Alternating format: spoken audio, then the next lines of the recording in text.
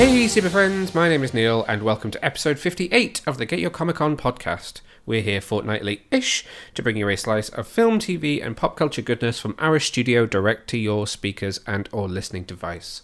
I am joined, of course, by my very own boy wonder Martin. Say hello, Martin. Hello, Martin. How is Martin today? I've been out at work all day, so I've not seen you, so it's a relevant question. He's alright. Oh, how are you?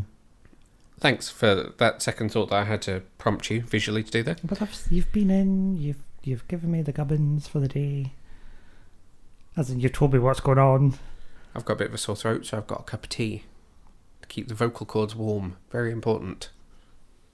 Now, for those who've been asking, and believe it or not, I have actually been asked this since the last episode, the whiteboard is still on the floor. We have, however, come to a mutual decision, because Martin hates the whiteboard, that it can go on the back of the door. Did we? You said to me you can have it on the back of the door. It doesn't fit in the back of the door. As if you put it vertically. But then you got really scared to go vertical. Oh, so you do remember the conversation? I do. I don't remember coming to a mutual agreement though. You made that face. The builder was to fix the light bulb, but it was going to cost 10 grand. Oh, don't know about that. Well, the only thing that you must have to realise that is, if it goes on the back of the door, you will be the one that's able to see it when we're recording. Not if the door's open. Is that a metaphor for life? Is the door open or closed? Or is it in the middle? Right now it's open, so you wouldn't even be able to see the whiteboard. Is there even a whiteboard there? What's coming up on this week's episode? Who knows? It's behind the door. No, it's not. It's on the floor next to you. You can read it. Would you want me to read it? I don't know, can you? I don't know. Well, can I?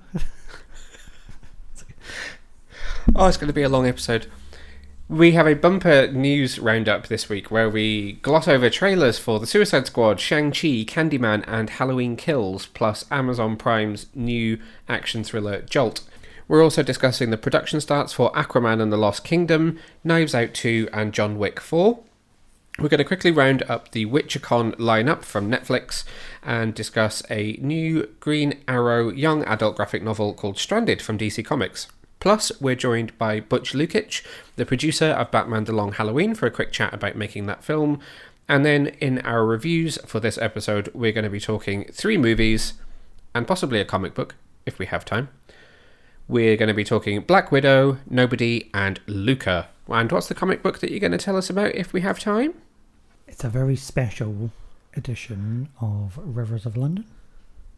It's the Rivers of London Volume 1 Deluxe Writers Edition. That's what I said, very special. I didn't think you'd be able to remember what it was called, the full title. Well, very special. That covers it. On with the news.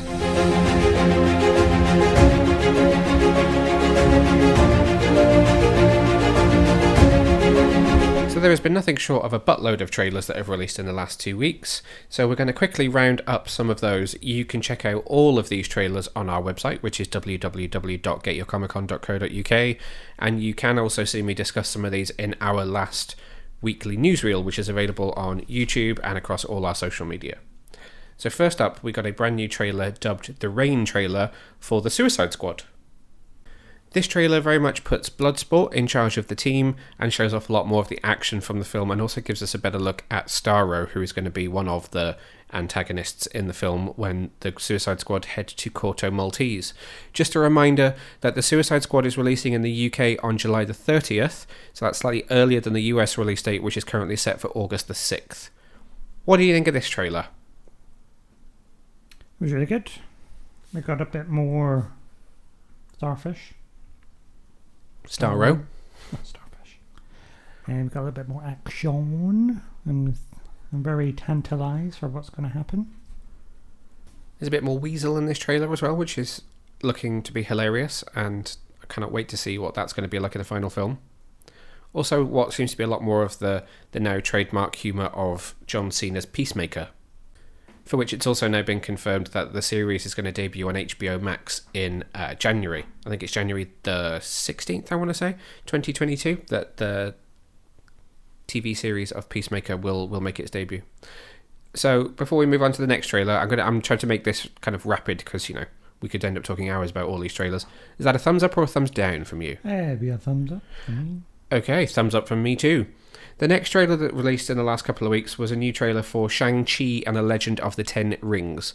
So this was a surprise trailer. We didn't really have much forewarning that a new trailer was coming. Again, it shows off a lot of action. There's a few scenes that are in the first trailer, seen either slightly extended or from slightly different takes. We also get to see the great underwater dragon that's going to form part of Shang-Chi's legend, which looks very, very cool. And then there was the surprise return of Tim Roth's Abomination, last seen in, I think it's 2008's The Incredible Hulk. It seems that he's fighting Wong, who's the supporting character from, obviously, Endgame, Infinity War, and Doctor Strange. What did you think of this one? I liked it. What do you think about the random return of Abomination? Looks like his design's been slightly updated, which, I mean, obviously it was under the control of Universal when that Hulk movie was released. It wasn't really done in tandem with Marvel Studios, apart from the Robert Downey Jr. Scene in the end credits where he turned up and we kind of got the first hint of the Avengers happening. I don't know much about the Hulk, to be honest with you, so... I mean, I don't think the Hulk's going to turn up in Shang-Chi. I think it's just a random case of this is what happened to this villain, and we're finding out where he is now all these years later, post-Endgame, stuck in a cage match somewhere with Wong. It's a nice addition, a nice little Easter egg. Yeah, it is. Other than that, I'm not on the fence about this film. I'm really excited for this film, but I just don't know enough about the character to be able to say too much about it, really, other than it's a thumbs up from me for this trailer. Shang-Chi and the Legend of the Ten Rings from Marvel Studios and Disney will hit cinemas in the UK on the 3rd of September 2021. Now, in the last fortnight, we also got a pair of trailers for Universal's upcoming horror movies, Candyman and Halloween Kills. So I'm going to start with Candyman.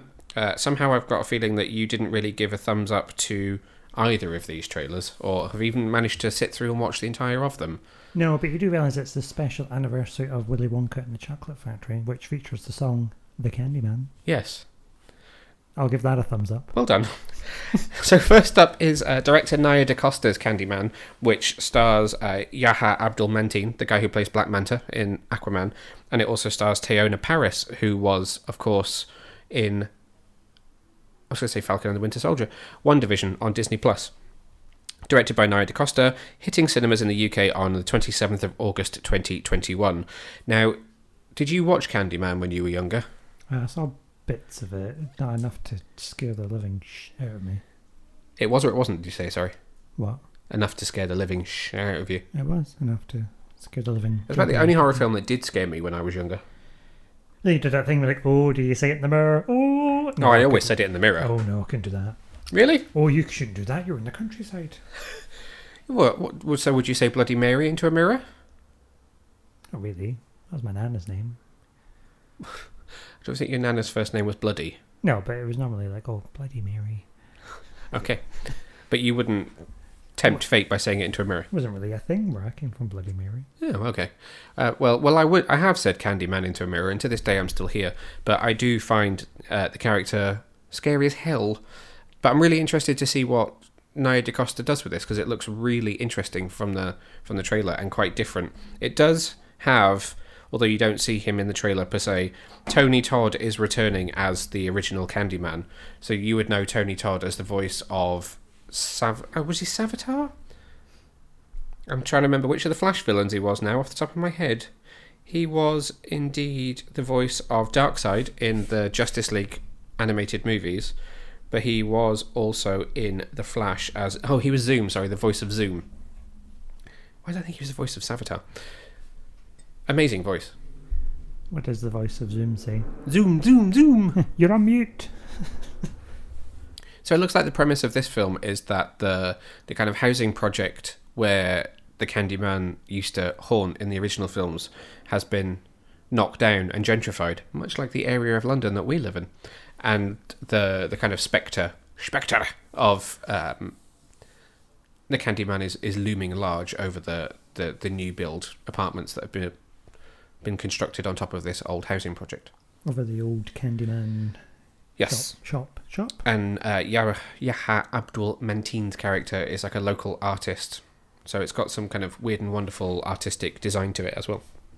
I'm really interested about it, and so it's a massive thumbs up from me for this one. Is it a thumbs up from you? No, like I said, I'll watch Willy Wonka. It's not really an option in this set of films that we're discussing, Well, but okay. I'm bringing it in. And then the second of the big Universal horror films to release a trailer in the last fortnight was Halloween Kills. So that film is due for release in October. It's going to be releasing on October the 15th, 2021. Directed by the legendary David Gordon Green. It once again stars Jamie Lee Curtis and Anthony Michael Hall. Also Judy Greer, Kyle Richards, Nancy Stevens, Andy Machak, and Nick Castle. This one picks up right where the last Halloween film left off. So Jamie Lee Curtis's character is back. She's trapped Michael Myers in her house, which is currently burning down. But if you've watched this trailer, which bear in mind is very, very not safe for work, you will have discovered that Michael Myers has managed to escape the fire completely unscathed and gone on yet another killing rampage. That Michael. I know. So this is kind of a trilogy. So you've got the last Halloween film, which was sort of like a soft reboot, into Halloween Kills, and then there's another film which I think is releasing next year that the title has gone right out of my head, but will kind of finish out this trilogy of films as well. Seems like they're possibly bringing back an angle from, I think it's Halloween 2, which is that there's something slightly supernatural about Michael, which is why he survives, because he got shot to pieces in one of the old films and didn't die. So there is a kind of, it's not just a man in a mask who's a murderer, there is a kind of, is there some supernatural force behind it kind of thing going on there.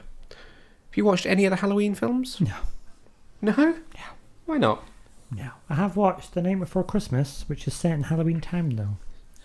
I like that you have alternatives for these that are more family friendly. I know. I'm just giving... But you've watched Scream, and I find that this is slightly similar in the sort of stabby way. I don't mind Scream.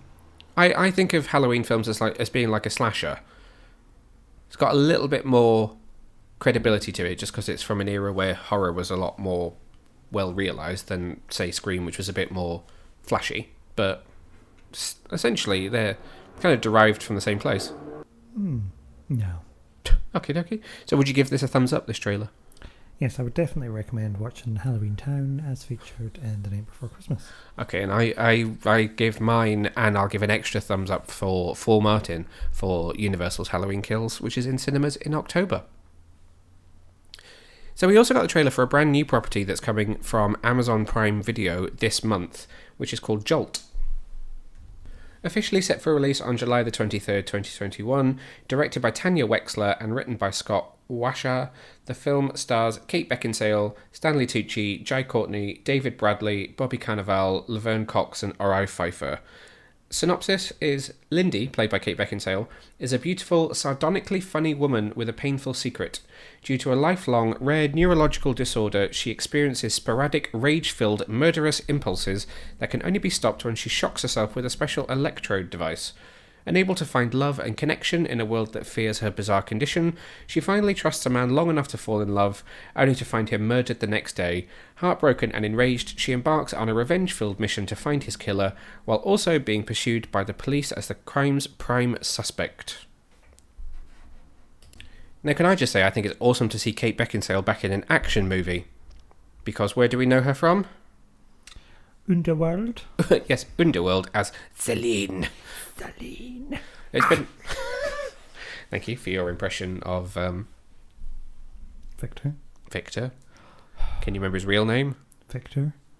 Can you remember his real name? Billy. Bill Nye. Bill Nye. Thank you. I genuinely couldn't remember that. Wasn't me just trying to test you. I couldn't remember his name. Well, and I don't know the names. I know. We've seen him. Back to this. We saw him picking up his laundry in London. Yes, I know. Exciting. What do you think of this trailer? I thought it was just good. It seems like it's coming from the school of kind of Nobody, which we'll be talking about soon, and John Wick, and these quite sort of visceral mob, street-level, brawling crime thrillers. But I kind of like it. It does look quite, for want of a better term, sparky. Sparky? Yeah, aside from the fact that she's electrocuting herself and there's lots of sparks flying, I mean, she seems like she's having really good fun with it, and it seems like quite a sort of zippy, witty, sparky script. There's a lot of words there. Zippy, witty, Sleepy, snoozy. You forgot to describe yourself. Dopey. Grumpy, more like. So would you watch this? Yes. What do you like about this trailer? All of it. That's what you're going to give me, isn't it? What do I else to say? I like it all. Okay, fair enough. No, that's fine. That's fine. That's all you wanted to say. That's fine. I would say it was quirky and whimsical and... Is it whimsical? I don't know. Well, she's got a bit of a whimsical humour, isn't she? It's funny to see her with a British... Oh, I suppose she's British in Underworld, isn't she? I don't know why, but she feels extra British here. Well, she's Instead whimsical. of feeling like normal English accent, this feels like somebody American has gone be really British. So she's like, all right, I'm going to fuck you up. Bloody hell. What? Well, dropped an F-bomb. Yeah, we're allowed one. Are we? Yeah. All right. That's the one. So it's a thumbs up from you. Yes. It's a thumbs up from me too. And just to remind you that this Jolt will be streaming on Amazon Prime Video from July the 23rd, 2021. So a bunch of films have now also gone into production in the last couple of weeks since we podcasted. First up, James Wan confirmed that Warner Brothers and DC Films' Aquaman and the Lost Kingdom has now started production. That was teased with an image of the film's clapperboard in a very icy looking cave, sort of Fortress of Solitude, somewhere deep in the Arctic type cave. No context, no actors or anything seen in the shot, so it gives absolutely nothing away, but we now know the film is in production. Not a lot we can say about that one really, other than excited. In production. We've seen the first set photos from Knives Out 2. So the first film, which came out in 2019, I want to say, was released by Lionsgate. The second film is actually being produced and going directly to Netflix. Oh. Benoit Blanc returns, so Daniel Craig is back alongside... Benoit Blanc? Yeah. He's a blank. Blanc. I'm going to do the Blanc. Fair enough. Benoit Blanc, played by Daniel Craig, returns, and it is once again written and directed by Rian Johnson, who directed Star Wars The Last Jedi. Expected you to go boo hiss then. Why? Was the Star Wars film that no one likes. Well. It's Luke Skywalker and a lactating alien. Oh, I forgot about the lactation. But then you love Knives Out. I do like a bit of Knives Out. There you go, that's why I wanted to go there, because I just wanted to give you a quandary. We don't know very much about this one, but there is some new casting, so it's a brand new ensemble. Would you like me to rattle off who is so far cast in Knives Out 2? If I say no, you're going to do it anyway? Yep. So, also starring in Knives Out 2 is Catherine Hahn, the villain from One Division. It was Agatha all along. Do do do do do do do do do do. Oh, but poor Sparky. Dave Bautista, Drax from Guardians of the Galaxy, is also in this film, along with Jessica. There's a lot of MCU people. You've got Jessica Henwick, the sidekick from Iron Fist, also from Game of Thrones.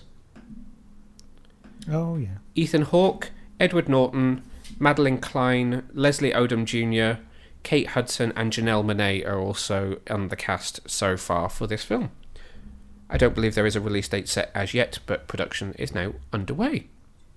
Also now in production is John Wick 4. Keanu Reeves returns, obviously, once again, as the titular character, following on from John Wick 3, the first of the John Wick films that you saw. Tentatively titled John Wick Chapter 4, it's currently expected to release on the 27th of May 2022. Casting announcements are, obviously, Keanu Reeves returning, alongside Bill Skarsgård, Lawrence Fishburne, Scott Adkins, Haruyuki Sanada. That's a big one. So that is, of course, Hanzo Hasashi from Mortal Kombat. Also in this film are Donnie Yen, Shamia Anderson, Rina Sawayama, and Ryan Castle. I don't know Ryan Castle. He doesn't have a picture, and his title is just Agent. But, you know, he's in the film, so good on him. Once again, directed by Chad Stahelski and written by Michael Finch, Shay Hatton, and based on the characters by Derek Kolstad. So Derek Kolstad is the guy who wrote the first John Wick film and also wrote Nobody as well. Again, this one was teased with just an image of a chair. I think it's Keanu Reeves' chair from the set, which just says John Wick 4 on the back, and then now in production. So very little that we know about this film, but very much looking forward to it releasing next year. Netflix and developers CD Projekt Red have confirmed that they will be holding their first ever WitcherCon on July the 9th. Like many other cons running this year, WitcherCon will be entirely online. The full lineup includes a number of interactive panels, each of which also holds a host of exclusive surprises from the Witcher live action series and the forthcoming anime feature, so you won't want to miss out. The event, hosted by Julia Hardy, will also be studded with special short-form content, giving never-before-seen insights into the production and creative processes behind the Witcher universe. Now, I have to point out that although CD Projekt Red, who are the original developers of the Witcher games, are involved in this, there aren't going to be any announcements about any future Witcher games. This is focusing on the TV series. So, similar to DC Fandom, the way that WitcherCon is going to run is they will air the whole block of panels, and it will then air again as a repeat straight afterwards. So you've got two chances to catch the whole thing. First up is The Witcher Season 2 Deck of Destiny, featuring Anya Chalotra, Freya Allen, Mimi Kaiser, Paul Bullion, and Lauren Schmidt-Hirsch. That will be followed by Memories from the Path, Stories Behind the Witcher Games with CD Projekt Red, The Witcher Beyond Video Games, again with CD Projekt Red. Geralt of Rivia will have a special panel with Lauren Schmidt-Hirsch again, Declan DeBarra, Blaj Augustniak, I'm probably butchering that name, I'm so sorry, and Philip Weber. Finally, a special spotlight conversation with Henry Cavill titled Tales from the White Wolf will wrap up the con. You'll be able to catch the entire thing streaming on Twitch and YouTube on July the 9th. Head to witchercon.com for more information on that one. I would imagine we'll get our first proper trailer for Season 2 as well, which will be dropping that day, which is quite exciting. Very good. We've seen a couple of little teasers so far, but we have not seen a full trailer as yet, so this is going to be the first chance for Netflix to show off what's going to be coming when Season 2 drops later this year. Will you tune in for WitcherCon?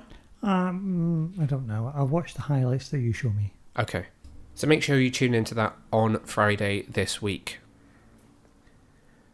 Now, before we dive into that interview with Butch Lukic on Batman The Long Halloween, that just leaves me time to tell you about a brand new middle grade graphic novel coming from DC Comics next year, Green Arrow Stranded.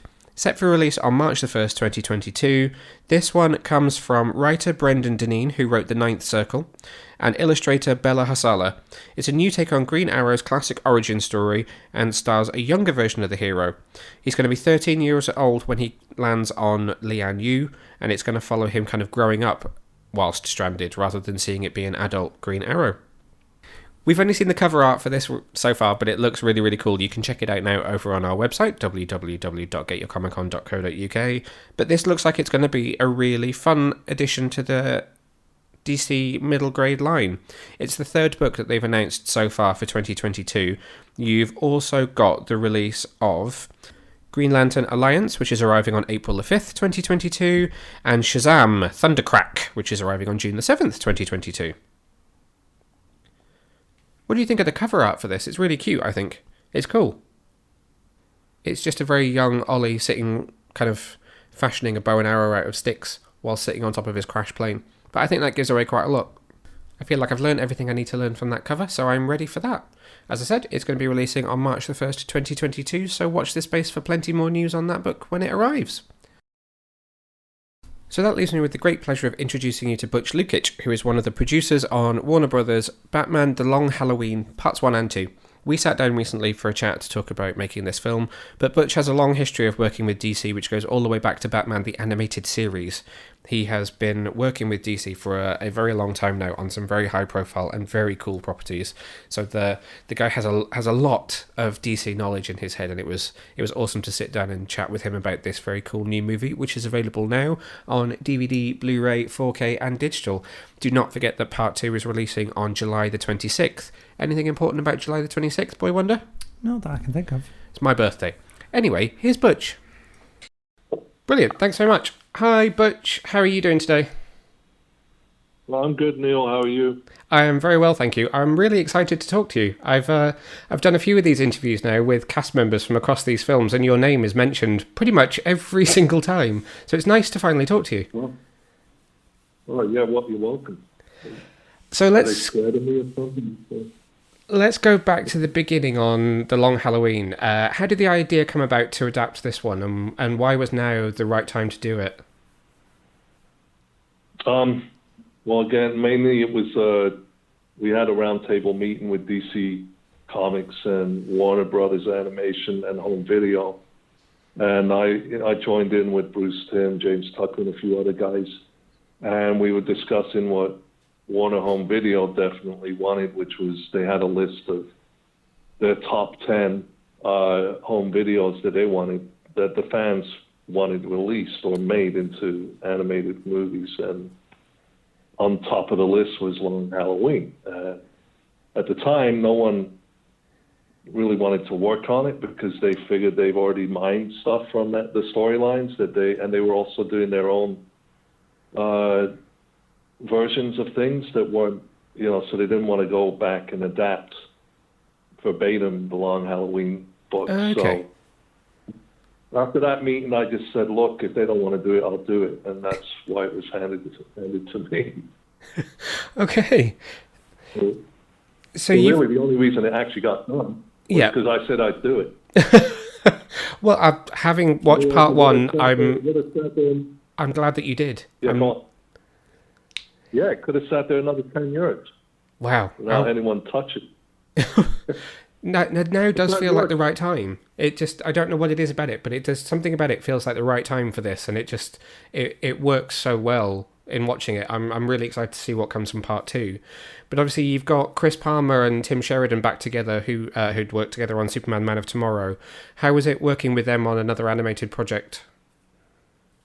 Yeah, no, I mean, those two I got involved first on Long Halloween. We did that before we did Man of Tomorrow. Man of Tomorrow was done later. We ended up, I hired those guys to get in Long Halloween, and that's where we were going to continue forward.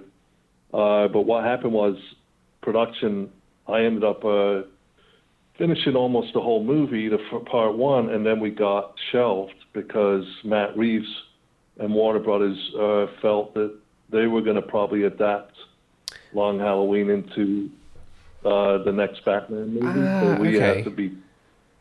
But it didn't... Eventually, they decided they're not adapting it, and we can move on with clearing Long Halloween for release. So that's why, actually, it's released now. It was probably supposed to be released in the beginning of 2020. So wow. But we had it shelved for a couple of years almost, and then I had to finish part one and part two in the last 8 months to get them ready for release. And I spoke with Tim last week, and he mentioned that originally there were plans for it to have been just one movie rather than two. Can you talk a little bit about making the decision to split it into two different films? Yeah, I mean, this happened mainly because, one, I was only in it to do one film because I wasn't part of the DC animated universe. And eventually I felt, well, okay, I'll do the movie, and then I'll probably have to go back to doing a TV production on something. Which initially at the time we had a DC Access pitch that we were going to do a Batman animated series, me and him and Chris Palmer. Okay. That's what but that ended up just going away, and because I told Tim and Chris, well, we have to do Long Halloween first before we get that possible series. But that series never happened, so then Tim decided, you know what, I can't adapt Long Halloween into one movie. It's got to be two at least. And he wanted three. But oh, wow. I said we can do two. I can't do three. It's too much for me. But so I think there was enough material there absolutely for two movies. And then if we needed to do anything that we didn't put in the movie, we could have put it as a side short to expand things, which we were planning on doing, to do a couple of shorts, but those things got put aside because we didn't have the money for that eventually. So yeah, that's the reason it ended up two movies as opposed to one. That's really interesting. It's interesting that you say it could have been three movies. Two feels really right for me, considering it's kind of sort of 360, 370 pages. It feels like a nice kind of space to breathe with the story over two films. When it comes to the kind of the original book, Obviously, the artwork by Tim Sale is something that's really iconic when it comes to this trilogy of Jeff Loeb stories across Long Halloween and Dark Victory. Was there a time during the development on Long Halloween that you looked at maybe more directly adapting that art style? Yeah, there was. I mean, initially that's what my plan was, and I was because of Dark Victory, where Tim kind of worked out his style fully at that point. That's the books that I was gonna use as the basis of the style, because I thought at that point he found his Batman the way he wanted him to look, and certain other elements of the characters. And eventually, I was going to call Tim to see if he wanted to draw some things out, and we could work out, see how it would fit or work for animation. But unfortunately, things changed with the DC Animated Universe. James Tucker was ending his run, and they asked me to continue to create a new shared universe, starting with Batman on Halloween. So I ended up having to scrap Tim's style, not all the way, but I had to gear something that was going to fit some other stories and things that I was going to need to do to continue on into other movies. So that's why, and I also wanted to get a kind of European look about it. So I found Otto Schmidt, who's a good artist online, a great comic book artist, and his stuff I felt was, it's got that look and feel where you can definitely animate it too. So, and it's something I can carry through more towards other, DC storylines and things. I really enjoyed Otto Schmidt's work on Green Arrow. His Green Arrow comics are some really, really beautiful books to read. Yeah, they're nice. Yeah. Now, you've got a long history of working with DC, and Batman in particular is very much part of your legacy of working with DC. What brings you back to working with these characters kind of time and time again? Well, again, it's a matter of, at the time, because no one wanted to work on Batman Long Halloween, and that's always it's been one of my favorite books and stories over the years, and I felt, it can, it still hasn't been adapted. So everyone's just kind of picked little storylines or ideas out of it, but they never actually took the whole story in context and saw that the absolute value of it as a full storyline and movie, because it's Batman trying to become Batman, in his second year, and he's not exactly there yet. So that's the appeal, is going back to being able to do a Batman that isn't fully formed yet. Yeah. But he's still got his own how he deals with things. Are there any other Batman stories that you feel haven't been mined very well yet, or maybe not very well, but kind of in full when it comes to either animation or live action that you'd like to have a go at? Yeah, I mean, right now they have been. I mean, but there's certain things I wouldn't mind doing. The Ra's al Ghul storyline from the 70s with Neil Adams and the Demon storyline and all that. Definitely, I wouldn't mind doing that. But also Dark Victory was on top of one. To continue and do that would be great. Yeah, it'd be really interesting to see that. I feel like for maybe some fans that aren't as adept with the source material, they maybe know Long Halloween but haven't had chance to go through the rest of what Jeff Loeb told in those stories, and it would be amazing to see that brought to life as well. No, it would be a good idea if even someone wanted to do it as a series. It would be better. So what can fans look forward to in part 2 of the story when it comes out? Well, I mean, the continued mystery of finding out who the holiday killer is, and the twists and turns of events that causes Batman to wonder where he is as far as a detective, and obviously Harvey Dent's slide into wherever he's going. Little things like that, of course, and also where the storyline takes us, which I think people will know when they see the teaser at the end of the credits of who else is. Well, also the trailer shows that too. I mean, it shows up where the Scarecrow and Mad Hatter and quite a few of the Rogues Gallery comes into the storyline. I'm really looking forward to seeing the Rogues. It's really nice to see new versions, new designs for these characters as well. I really like what you did with Joker in this film, so it's going to be great to see what you do with the others.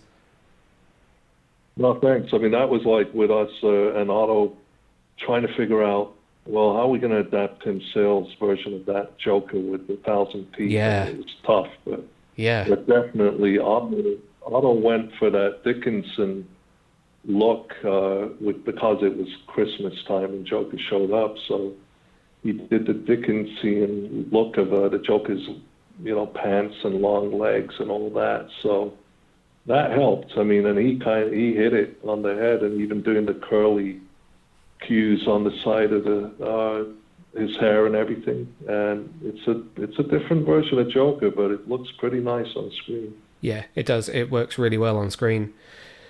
Now, I'm sure there's probably not much that you can say in terms of what's next after this, but is there anything you can tease about the future of this kind of new version of the animated universe? No, nothing other than we're moving forward and expanding from where we're at. So. I'm really excited to see where it goes next. I have to say, I really enjoyed Man of Tomorrow, and I think Justice Society is probably one of my favourite DC animated movies of all time, as is now Long Halloween. It's one of my favourite stories. So I'm really excited to see what comes next for these characters. No, thank you. I appreciate that. I mean, I really love Wonder Woman, Justice Society too. I just wish I could do other movies of it, No, thanks. Stan Akatic did an amazing job voicing Wonder Woman, so it would be great to see her come back and do some more with that version of the character. It'd be very exciting. Oh, yeah. We'd love that. That would be great. Brilliant. That is all my questions. So thank you very much for taking the time to speak with me today. I cannot wait for people to finally get to watch this film and see part 2 and see how it all comes to an end. Yeah, no, me neither. I mean, again, it's nice that we're releasing it a little closer to, back to back, as opposed to waiting another year for part 2, I was saying to Tim just the other day that part 2 is actually releasing on my birthday, so it's one of my favourite stories on one of my favourite characters releasing on my birthday, so I really can't ask for much more at this point. That's it for the news this week, so let's roll into our first review, which is for Marvel Studios and Disney's Black Widow.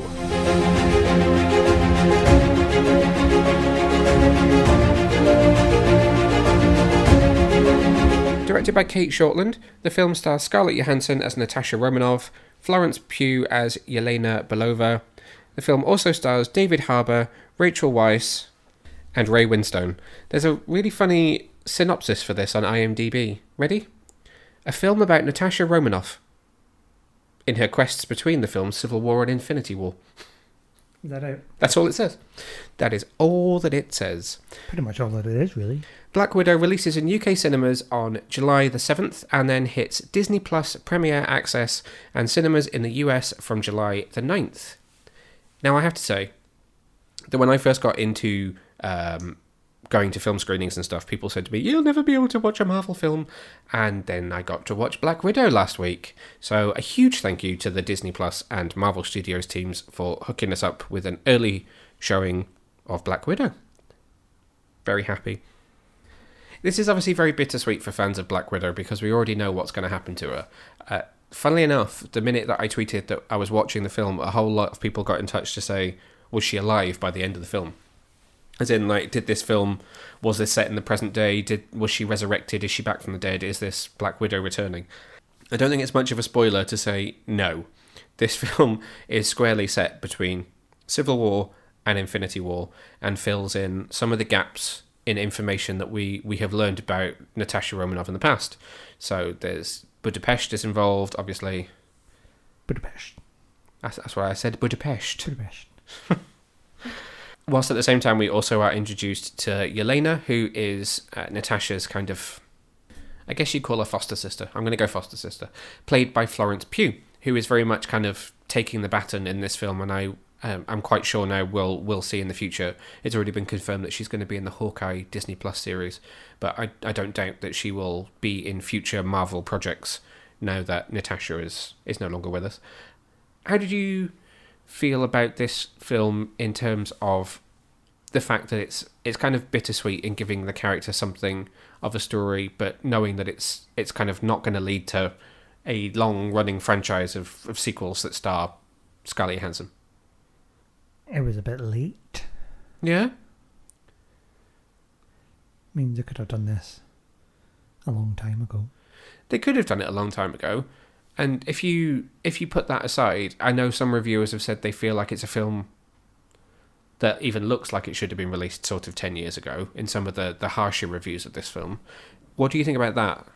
I would have to agree. Okay. And why is that? Because it looked like it should have been released 10 years ago. But what about it made you think that? Oh, God. Come on, Andrew Marr. I don't know, I just felt a bit like I was watching Alias. Okay. But with slightly better CGI. Only slightly, though. Yeah. Not to the same Marvel standards of CGI that we're used to. Yeah. I think because you've waited so long for it, they've sat on it for 100 years. Do you feel like it's now slightly overhyped because it should have been out over a year ago and been delayed and we're saving it for the cinema? Is there an aspect of that? Could there be a similar kind of response to that as Wonder Woman 1984, whereby a lot of people felt like it had been overhyped or they'd been waiting too long, that any hype they had had kind of fizzled out? Yeah, I think so. Okay. I didn't have much hype to begin with anyway, so... Well, no, anyone that's listened to this podcast before will know that you're not a huge Marvel fan, but it's good to still gauge how you feel about it, because there are moments where you do enjoy Marvel, as well as being moments where you don't. I don't say I don't enjoy it. Thor Ragnarok. I mean, it's alright. Okay, well, I really enjoyed Black Widow. Thank you for asking. That's okay. I thought it was a interesting spy thriller, which I actually really appreciated. I think one of the things I appreciated most about it was the fact that it does feel tonally quite different to a normal Marvel movie. Do you agree? I agree. But I do think that there are some aspects of it which do feel a little bit dated. I know that some reviewers have said they felt like there were no stakes in this film because obviously you know what's going to happen to her. But I didn't feel like that. For me, it felt like a victory lap. Or like there could have been like the very last shot of the film could have been her falling to her death off the cliff, and that was just the last memory that she had before she hit the deck, or something. There was sentimental value to it for me with the character. Yeah, I can see that. I agree with you. I do think that the visual effects did appear to be a bit below par for Marvel. Not all the way through. There were just certain moments where it felt like green screen was very artificial, or things just didn't quite line up properly. But on the whole, I thought it was okay. I think the action is great, and that's probably the best part of it. There's some interesting pacing in there's quite a lot of action in the first act, and then it does slow down a bit in the middle before picking up at the end. And there is that typical Marvel trope whereby when you hit the third act, it's like, we need to go as big as possible, which I don't think all their films need to do. Particularly something like this that's quite sort of street level, visceral, brawly type action. But I appreciate why they feel they need to stick to that part of their formula, because it's what they're known for. What do you think of the story? I mean, it was a nice story. It was a good spy-esque story. If this was, and it probably will be, the last time and the only solo time Natasha's Black Widow, so Scarlett Johansson's character, gets to be in a film like this, is it a satisfying story for her? For a sort of one and done? Well, I mean, it's just one and done, isn't it? So it feels a bit sad, really, that that's it. Would you like to see more from her? Well, it just seems like I'm not really invested in it because I'm not going to get to see any more of it. So. Okay. So that kind of takes you out of it a little bit. Yeah, you're like, oh, well, Robert Downey Jr. got, 25 films or something? Well, I mean, he had his 3 Iron Man films, and then he was obviously in Avengers, Age of Ultron, Civil War, Infinity War, Endgame. So he had 9 films, plus a couple of, stinger cameos. So she had, Iron Man 2, Avengers, Age of Ultron, Civil War, Winter Soldier. I'm forgetting Winter Soldier. She was obviously in. Then she had Infinity War, Endgame, Black Widow. So she's had 8 films. She's only really had sort of maybe 1 film less than Robert Downey Jr. Yeah, but I mean, she's never headlined a film. This is the only time she's headlined a film. it's not Avengers and Black Widow, is it? No. Not Black Widow and the Avengers. No. So, okay, just verging slightly into spoiler territory here. So if you've not had a chance to see the film yet, we're not going to go too deep into story spoilers, but there's a few things that I just want to touch on just to get your temperature check on it. Starting now, so this is your warning. No Avengers cameos. So how do you feel about that? Fine. Me too. Yep. There was a little bit of me that would have liked to have seen her have maybe one more scene with Hawkeye, just because they were together at the end, and that was the sort of special relationship. And I did feel his presence was awkwardly missing from the flashback to what originally happened in Budapest. But other than that, I was really proud that they stuck to their guns, that this was similar to WandaVision. This was her story, so it didn't need a Robert Downey Jr. or a Chris Evans for fans to be like, oh no, we got more Iron Man, or we got more Cap. Well, this was her moment for her to be squarely the focus, and I'm really proud of them for sticking to that. Any thoughts on Yelena, Florence Pugh's character? How do you feel about her potentially being sort of the new Black Widow, or a new equivalent of in the MCU moving forwards? I don't mind her. It's alright. I quite liked her character. I felt like there were moments where she sort of outshined Natasha a little bit. I particularly liked the running gag between them about Black Widow's hero pose. I thought that was funny. I thought you were dabbing there. No. No, I thought, they've had good chemistry and good There was really good chemistry between them. witty banter. Yeah, very much so. I also thought David Harbour was really good in this film as Alexei. Rachel Weisz is good as well. Some of the reviews have said she feels underused. And I guess when you think back to what she was like in the first Mummy film, she's Oh, that's the lady from The Mummy. I was going to say it to you while we were watching the film, but I thought there's no way I need to point this out. That's why I keep seeing things on Twitter be like, give that woman her own film. I was like, yeah, they should give her her own film. She was good in The Mummy. Didn't realise she was in Black Widow. Yes, so she was Melina. She was the mum of the foster family. What a name. Melina? Yeah. Why? It means blood in the poo. Oh, I was going to say it's a character from Mortal Kombat, but yes, Melina, blood in the poo. There you go, it's a bit of NHS knowledge imparted on the listeners. That's all I hear when somebody goes, Melina. I'm like, oh God, I'll get the kit. Right, how the hell do I move on from that? So I think she was capable of more, but I liked what she did in this film. I think the only real major issues I have with casting or with characters in the film, I think Ray Winstone is a great gangster in a British gang movie.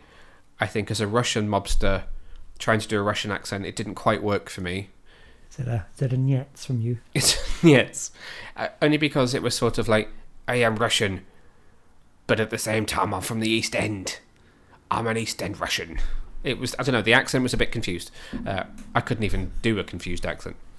And then I think Taskmaster, if you read a lot of stuff that's out on the internet about what people are looking forward to most, you'll see things like fan favourite villain Taskmaster, or legendary villain from the comics Taskmaster. And I think that will disappoint a lot of people, because Taskmaster is not what I think the promo materials for this film make it out to be. So what is Taskmaster in the comics? Is it So- the same origin or different? Different origin, completely different character, whilst not spoiling for anybody that's still listening who is wearing the costume.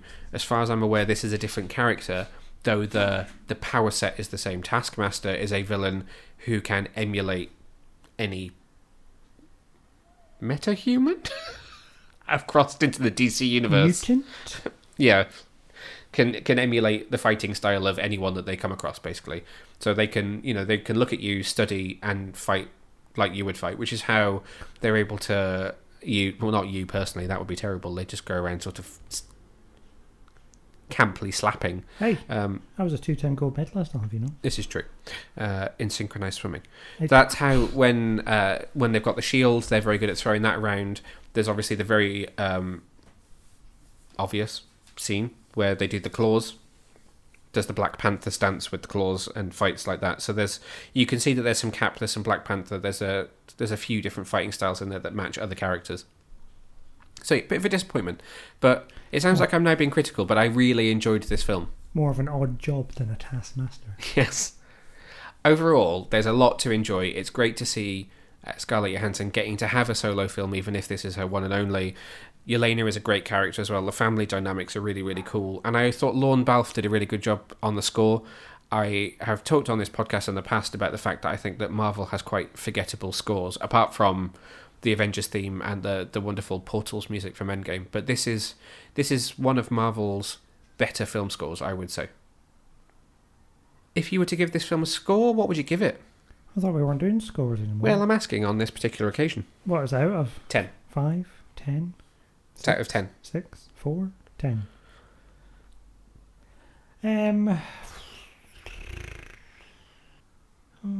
Would I watch it again? You're seeing it on opening night Am I? in IMAX. Alright. I haven't watched it on the small screen, and admittedly had a small nap in the middle.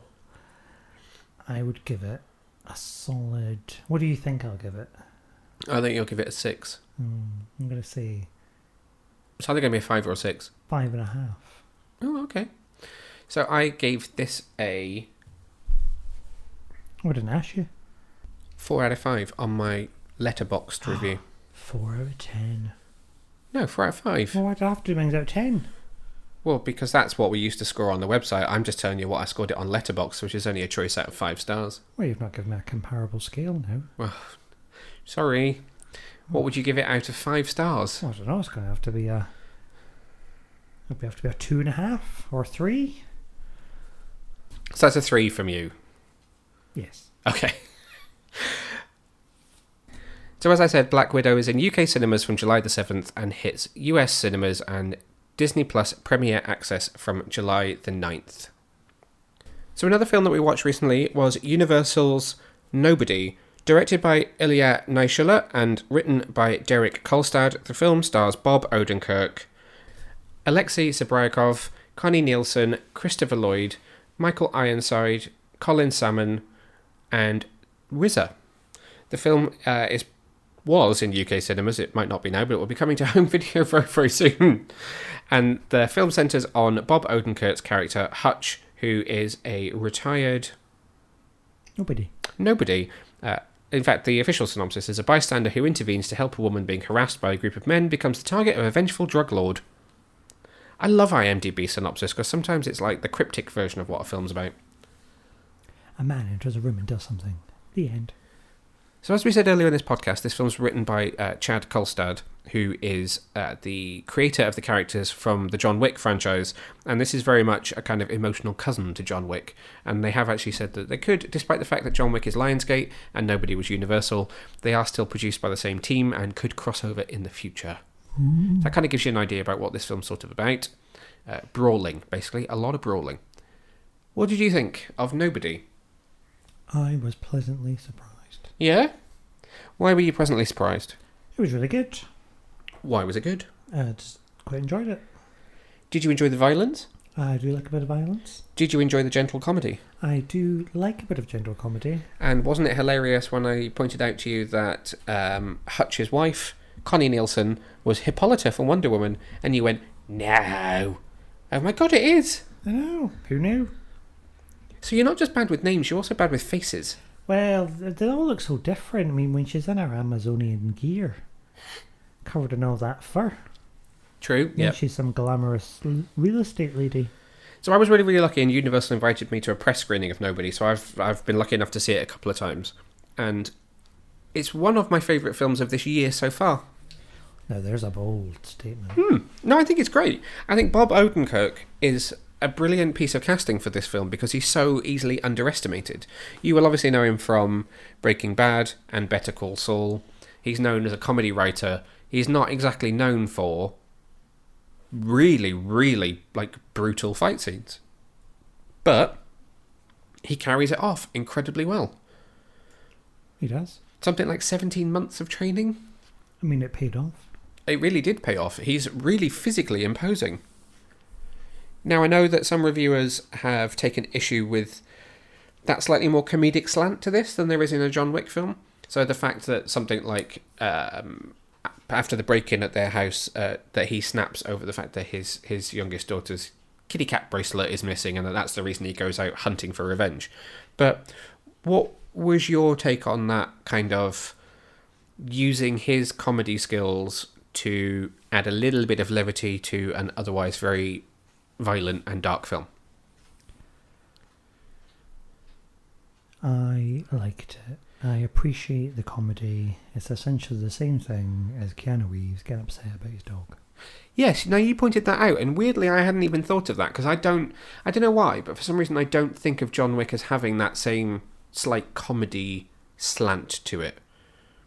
Not that I'm suggesting that killing a dog is funny, but the whole idea of the snapping thing, I hadn't really pictured it being an analogy for that same scene. But you are very right. See what I mean? I don't feel like John Wick has that comedy so much.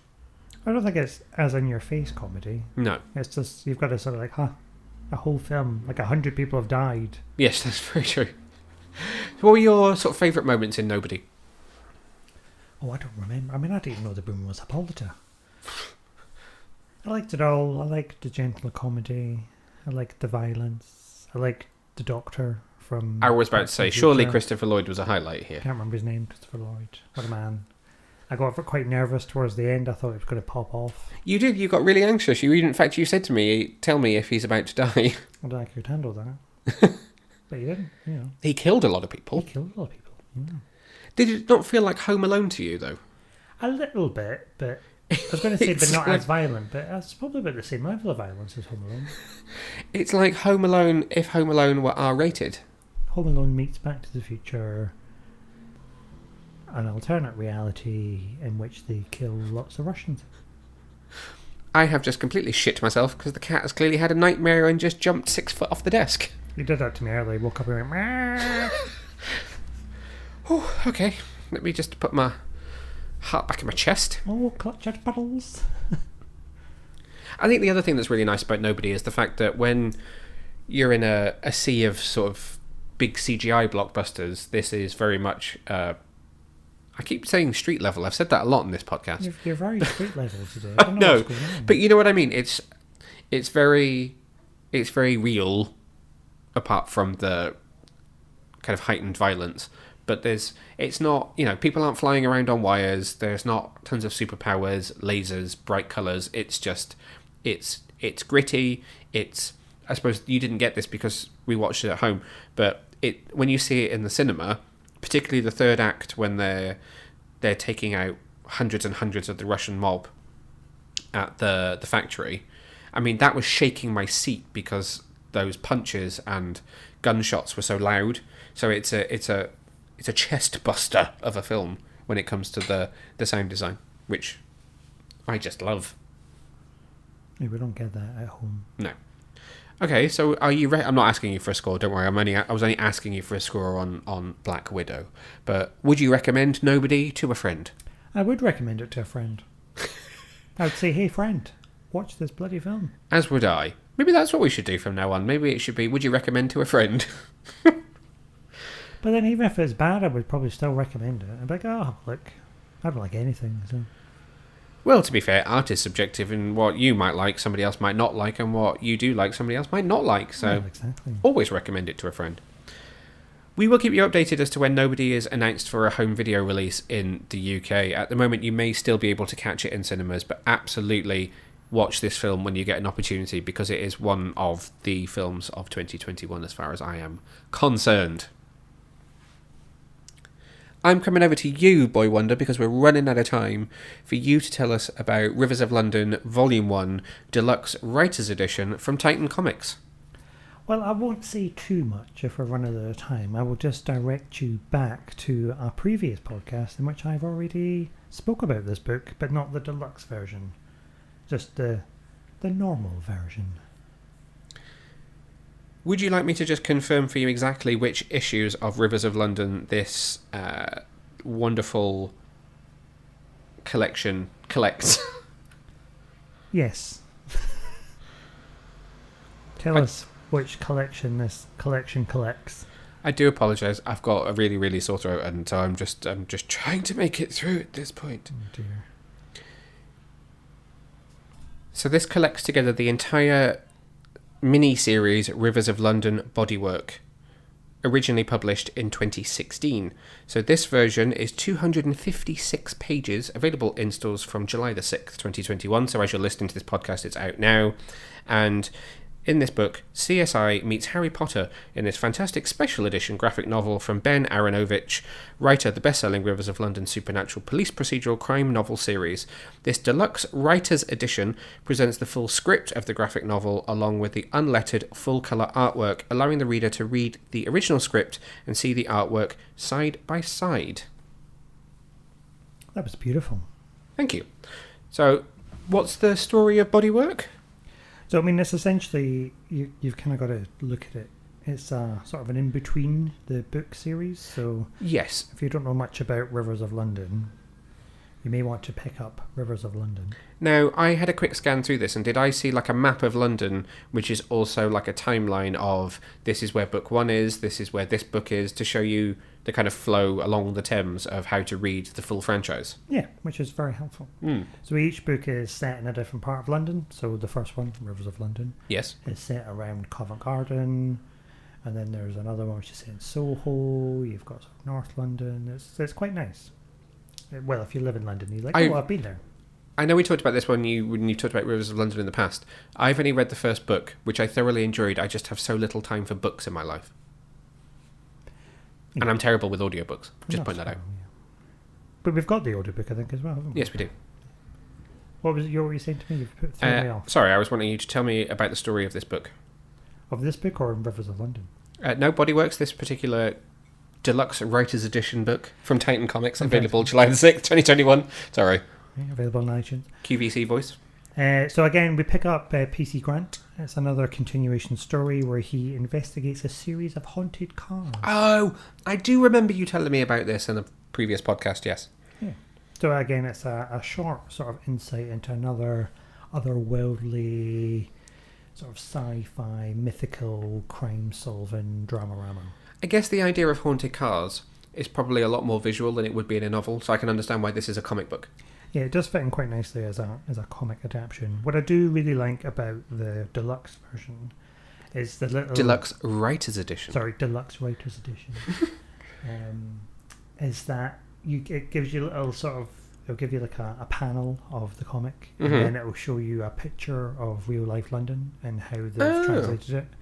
And you're like, oh, right, so that's a real place. Because you look at it and you think, oh, that looks really familiar. Have I been there? Then you see the picture and the sort of the story and the thoughts behind it. And you think, oh, that's really clever. It's really immersive. This could happen. Wow. My car could be haunted. So there's a lot of thought put into how it's presented, that it's not just... Because sometimes with deluxe editions, it's just a case of, here's the book, as you will have read it before, and then when you reach the end, you'll get like a covers gallery and then script pages. But presumably this is laid out much more... organically to the story so that you can track it through. It's a much more visual and in-depth feel of how they've put it together. So you've got the original panel and art, then the script, then the drawings, then the pictures of the locations. I was trying to psychologically tell you to not say put it together and say curated. I'm not saying curated. That's what I would say. Well, no, I'm not you though, am I? Sounds like a beautifully curated book. It's a collage. It takes you on a visual journey. From inception of ideas to on the page. And this was the first of the Rivers of London comics, wasn't it? It was, yeah. Okay. Maybe I should really give this a go. I think you should give it a go, because you read the first book, so you might as well. You know, you've got a good idea of the premise and the characters. I mean, it's not essential. You could still pick it up and just read it. That's good. So you would also recommend this to maybe people that are not book readers, but are comic book readers? Yeah, so if you're not really sure about the premise of a magician / PC for the Met Police, and you don't really want to commit to a whole book, this might be a nice one just to pick up and see where you go. And one day I would love to ask Mr. Ben Aronovich when this will be brought to either a televisual series or a silver screen movie, a motion picture, as it were. The Peg spotted, didn't they? It was this, wasn't it? I always confuse that with Sandman Slim because they're your two favourite books, and I forget which is the one that was bought by Peg, but I'm sure it was Rivers of London, yes. It was, because the other man bought Sandman Slimmer. I can't pronounce his name. Yes. The Hellboy man. Hellboy man? Guillermo del Toro. Yeah, I can't see his name. Guillermo. Pretty much. So where can the listeners at home pick up Rivers of London Volume 1 Bodyworks Deluxe Writer's Edition? Well, I assume they can get where all good comics are sold. You absolutely can pick this up where all good comics are sold, available from July the 6th, 2021. I say that, this podcast is releasing on July the 7th, so available now is what I should really say. So before we wrap up this week, I just wanted to talk quickly about Disney and Pixar's Luca. It was released a couple of weeks ago. It was originally set to release in the cinema, but has released directly to Disney+. Not via Premier Access, so it's available to all Disney Plus subscribers. You've not had a chance to watch this yet. I was given a sneaky peek of it by the team at Disney Plus, which again I was very, very thankful for. It stars Jacob Tremblay as Luca, Jack Dylan Grazer, Freddy from Shazam is in this. He's Alberto, and Emma Berman is Julia. They're kind of the three main characters. It also stars one of your favourite comedians, funny ladies. Maya Rudolph is in this film, along with Marco Baricelli and Jim Gaffigan. It's directed by Enrico Casarosa, who also wrote the film alongside Jesse Andrews, Simon Stevenson, Mike Jones, Julie Lynn, and Randall Green. It's the story of a young water creature. He's not a fish. It's not like Nemo, but he's also not a mermaid, like Ariel.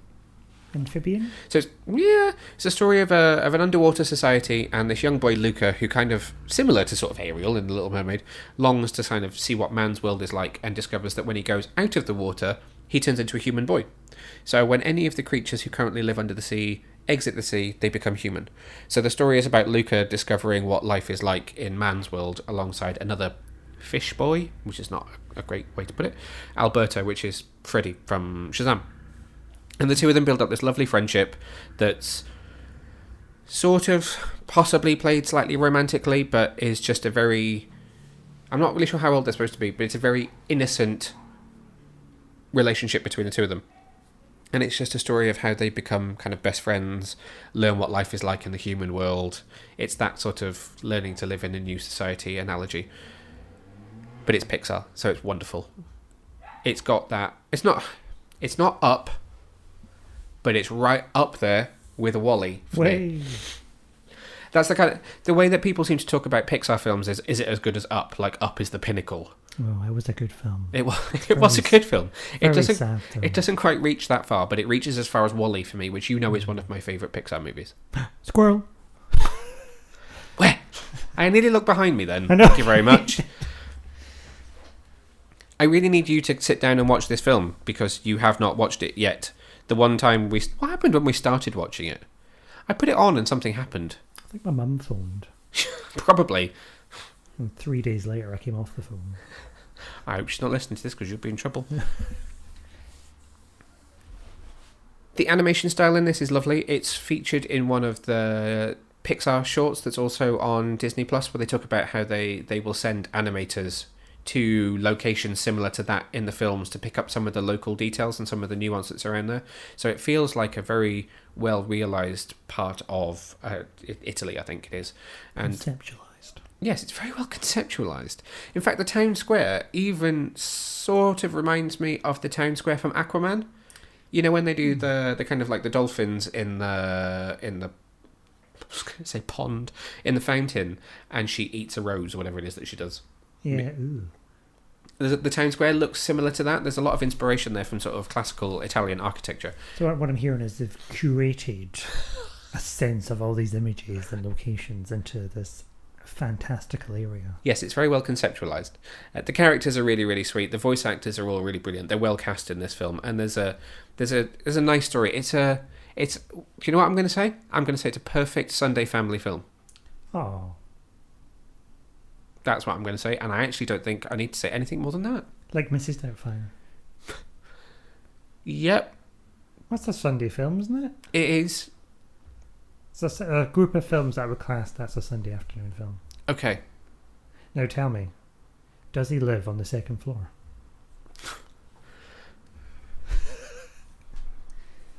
This is the sound of me putting my head in my hands. No, his name is Luca, but he does not live on the second floor. Oh, He lives probably 2 floors below, because, underwater. Mr. Trick there. Yes. Yes, they did.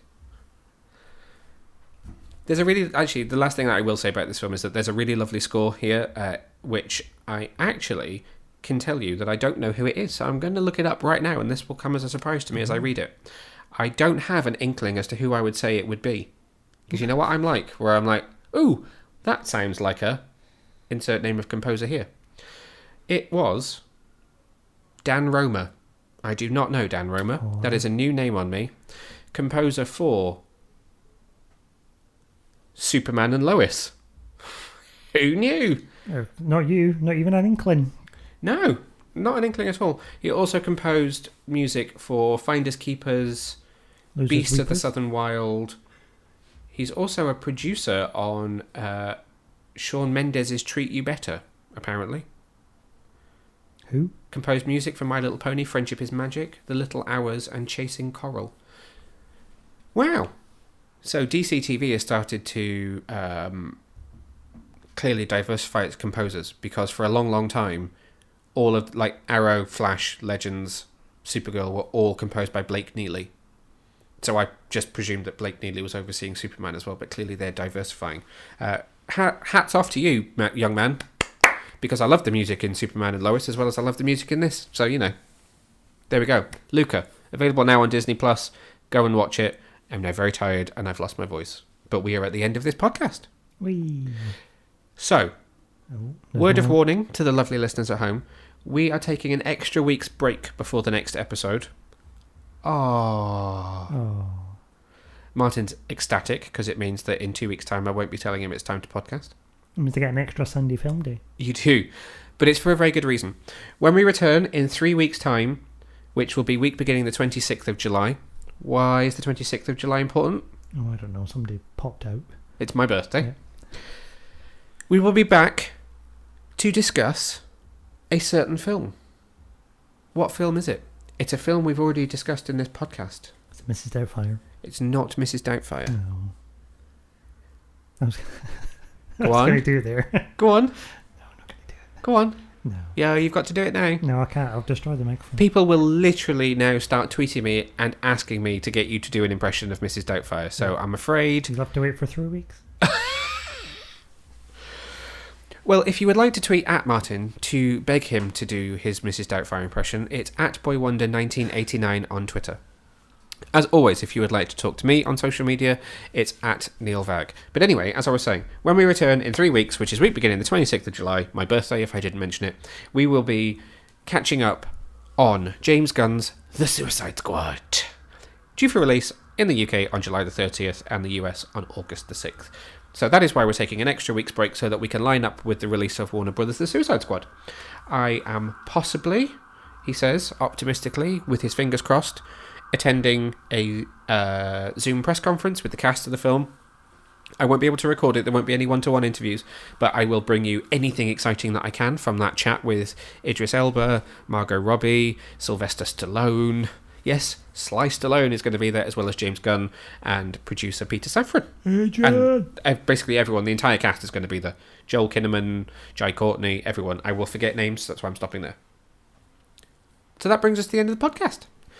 Just a quick shout out from me. You can also catch me talking about Batman Returns on the most recent episode of the Consistently OK podcast. You can catch them on all major platforms.